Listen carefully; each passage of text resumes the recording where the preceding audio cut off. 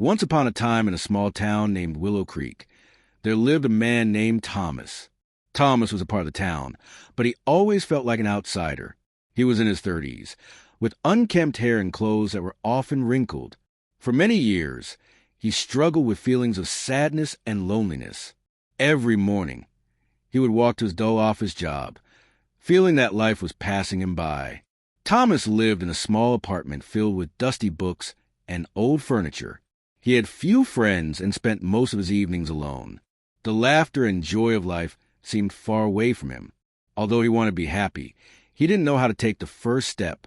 One day, after a particularly long workday, he sat on a bench in the town square, feeling lost and hopeless. As he stared at the ground, a young girl named Lily approached him. She was about 7 years old, with bright eyes and a cheerful smile. "Why do you look so sad?" she asked, her innocent voice breaking through his thoughts. Thomas managed a weak smile and shrugged. "I don't know," he replied. Lily then sat down next to him and whispered, "When I feel sad, I like to think about happy things." Curious, Thomas asked her what kind of things made her happy. "I love to play with my puppy and watch the stars at night," she said, her eyes sparkling with excitement. Inspired by her joy, Thomas began to share stories from his childhood, memories of games and adventures he had forgotten long ago. For the first time in a long while, he felt a flicker of hope. As days passed, Thomas and Lily became fast friends. Each day after school, she would find him sitting on the bench. They would talk about games, dreams, and even share candies. Their friendship brought a warmth he had longed for. Though Lily was just a child, she somehow opened Thomas's heart to the world and made him want to be better. One sunny afternoon, Lily invited Thomas to her school's art show. Hesitating, he almost declined, fearing he wouldn't fit in. But Lily's bright smile and hopeful eyes urged him to come. At the event, he saw how passionately the children expressed themselves through art. It struck him that they had pure joy in simply being themselves. This encouraged Thomas to reflect on his own life. After the art show, he decided to take a chance on himself. With Lily's encouragement, he signed up for an art class at the community center. It felt strange at first to pick up a brush and paint, but as he began to create, colors swirled on the canvas, and the weight in his heart started to lift.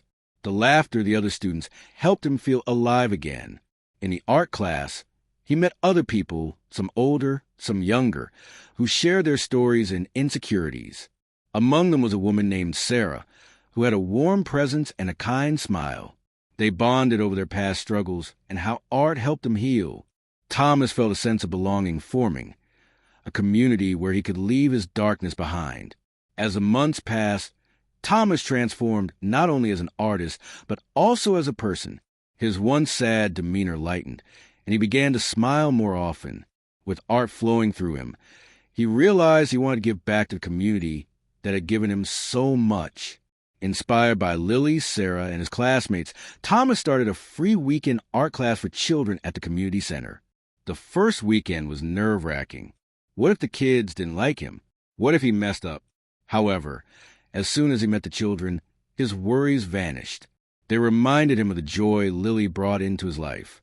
The room was filled with laughter and excitement as they painted and created together. Thomas felt content watching the kids express themselves, just like he had learned to do. Among the children was Maya, an 11-year-old girl who struggled with self-confidence. She often hesitated to share her artwork, fearing it wasn't good enough. Thomas remembered his own struggles and had a special connection with Maya. He spent extra time with her, encouraging her to embrace her creativity. Over time, she started to shine.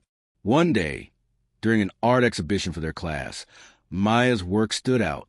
As parents and friends admired her painting, she beamed with pride. Watching Maya find joy reminded Thomas of how far he had come.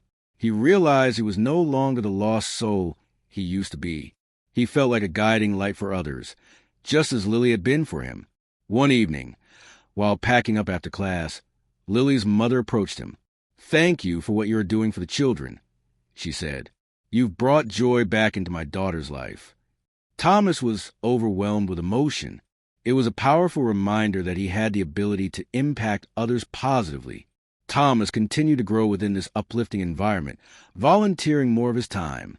He became known in Willow Creek as the man who turned his pain into passion and helped others do the same. He shared his own story of transformation, hoping it would inspire others who felt lost. Years later, as he stood in front of a new group of excited children, he felt gratitude fill his heart. He looked out at their smiling faces and remembered the lost man he once was. In helping others find their light, Thomas had found his own. He realized that life is a journey filled with ups and downs, but it's the connections we form that truly matter. From that day on, he became a true guiding light, sharing hope and joy everywhere he went.